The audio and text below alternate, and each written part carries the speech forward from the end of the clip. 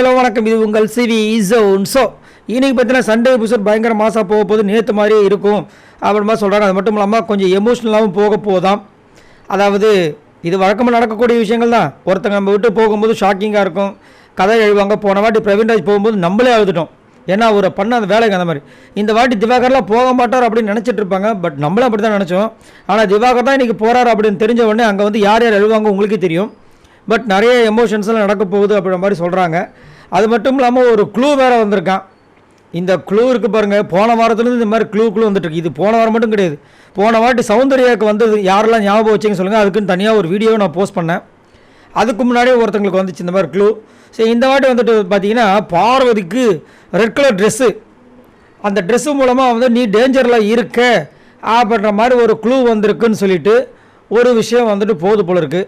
இதுக்கு முன்னாடி வந்துட்டு நம்ம பிரவீன்ராஜுக்கும் சொல்லியிருப்பாங்க இல்லையா, அவங்க ஒய்ஃப் வந்துட்டு ரெட் கலரில் வந்து ஷர்ட்டும் வேஷ்டியும் அமைச்சிருப்பாங்க.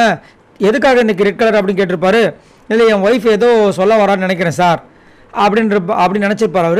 அவர் என்ன நினச்சிருப்பாருன்னா, அதிகமாக ஓவராக விளையாடாத அப்படின்ற மாதிரி அவங்க குறியீடு கொடுத்த மாதிரி நினச்சிருப்பாரு. ஆனால் அவர் தான் வந்துட்டு இந்த வாரத்தோட எவிக்ஷன் அப்படின்றது அவருக்கு தெரியாது.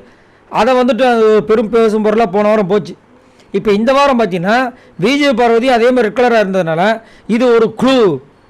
இந்த க்ளூ வச்சு அவங்க வந்துட்டு டேஞ்சரில் இருக்கிறது தெரியும் அப்படின்னா அந்த மாதிரி ஒரு கதை வந்து இப்போ வந்து உலாவிட்டுருக்கு.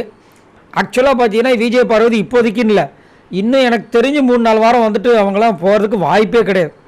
3-4 வாரம் சப்போஸ் அவங்க கேம் இன்னும் நல்லா சிறப்பாக போச்சுன்னா டாப் 5ல் வரலாம். டைட்டில் வின்னர் ரன்னர்லாம் எனக்கு தெரிஞ்ச கஷ்டம்தான். சரிங்களா, இது என்னோடய கருத்து.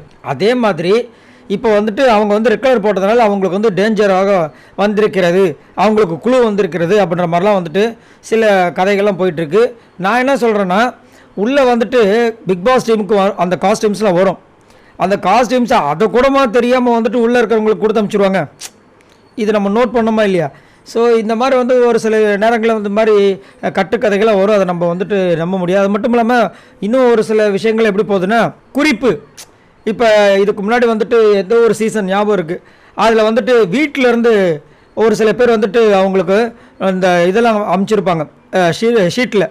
என் அம்மா வந்து இந்த மாதிரி சொல்லியிருக்காங்க இது வந்துட்டு அப்படின்னு சொல்லி அன்பாக பேசுகிற மாதிரிலாம் வந்திருக்கும். ஜோவிகாவுக்கு வந்திருக்கும், இன்னும் ஒரு சில பேருக்குலாம் வந்திருக்கும். ஸோ அந்த மாதிரிலாம் வந்திருக்கு. ஆனால் இப்போ இந்த பிக் பாஸ் சீசன் 9 அப்படி வந்திருக்காங்க அப்படின்னா இது வரைக்கும் வரல. பிரவீனுக்கு வந்ததும் பார்த்தீங்கன்னா யதார்த்தமாக தான் இருந்திருக்கும். ஏன்னா பிரவீன் போவான்னு யாருமே எக்ஸ்பெக்ட் பண்ணல. அப்படிங்கும்போது அவங்க ஒய்ஃப் மட்டும் இப்படி எக்ஸ்பெக்ட் பண்ணியிருப்பாங்க. அது மட்டும் இல்லாமல் இன்னொரு விஷயம் எனக்கு என்ன ஒரு வருத்தம்னா, இன்றைக்கி வந்து கமருதனை கேட்குறாரு இந்த மாதிரி வளர்ப்பு பற்றி அப்படின்ட்டு. சரி, இதே மாதிரி எத்தனையோ விஷயங்கள் உள்ளே போயிருக்கு. எஃப்ஜே வந்து வெட்டிடுவேன்னு சொன்னார், வாயை உடச்சிடுவான்னு சொன்னார் நேற்றோ காலையில். அதை பற்றி இது வரைக்கும் பெருசாக கேட்கல. வியானா கிட்ட வந்து எஃப்ஜே வந்துட்டு ஆபாசமாக 2 வாரத்தை பேசியிருப்பார், அந்த பொண்ணையே கேவலமாக பேசியிருப்போம். அதை பற்றி இது வரைக்கும் கேட்கல.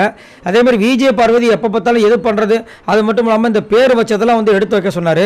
ஏன் இந்த பொண்ணுக்கு வந்து குட்டிச்சாத்தான்னு சொல்லிட்டு சாண்ட்ரா, திவ்யா, கனி, அதுக்கப்புறம் ரம்யாலாம் பேசின விஷயங்கள்லாம் வந்துச்சு. அதை வந்துட்டு இது வரைக்கும் பேசவே இல்லை. ஸோ ஏன் திரும்ப வந்துட்டு இந்த 2 பேரை டார்கெட் பண்ணுற போக்கே வந்து கடைபிடிச்சிட்டு இருக்காங்கன்னு தெரியல. அது மட்டும் இல்லாமல் இன்னும் ஒரு சில தகவல் என்ன வருதுன்னா, அங்கே இருந்த ஆடியன்ஸே வந்து ஒரு சில கொஷின்ஸ்லாம் கேட்டிருக்காங்க அப்படின்ற மாதிரி. நம்மளுக்கும் பார்த்தீங்கன்னா எப்பயுமே வந்துட்டு எபிசோட் ஷூட்டிங் வந்துட்டு கிட்டத்தட்ட 3-4 மணி நேரம் நடக்கும். அதை சுருக்கி தான் நம்மளுக்கு 1 ஹவராக கொடுக்குறாங்க. அப்போ பார்த்துக்குங்க எவ்வளோ விஷயங்கள் வந்துட்டு அதுலேருந்து எடுப்பாங்கன்ட்டு. ஸோ ஒன்றும் சொல்கிறதுக்கு இல்லை. அதே மாதிரி அவங்களுக்கு தேவை அப்படின்னும் போது ஒரு திடீர்னு சார் இந்த மாதிரிலாம் மக்கள் நினைக்கிறாங்களே, ஆனால் நீங்கள் பண்ணுறதா சார் கரெக்டுன்ற மாதிரி ஒரு சின்ன பிட்டை வந்து சொல்லியிருப்பாங்க. சரி, இதை பற்றி உங்களோட கருத்தை சொல்லுங்கள். இப்போ இந்த ரகசிய குறிப்புன்னு ஒரு சில விஷயங்கள் போயிட்டுருக்கு. இதை பற்றி என்ன நினைக்கிறீங்க? அந்த அளவுக்கு வந்து ரகசிய குறிப்பை இவங்களும் வந்து உள்ளே விட்டுருவாங்க. பிக் பாஸ் டீம் எல்லாத்தையுமே செக் பண்ணி தான் உள்ளே அனுப்புகிறாங்க. அப்படின்னும் போது அவங்களுக்கு தேவைப்பட்டால் உள்ளே அனுப்புவாங்க. இதை நம்ம சொல்லணும், அதை அவங்களே சொல்லிட்டாக்கா அப்போ அனுப்பணும். இல்லைனா கண்டிப்பாக உள்ளே வர்றதுக்கு வாய்ப்பே கிடையாது. இதை பற்றி உங்களோட கருத்தை சொல்லுங்கள். பாய் நண்பர்களை.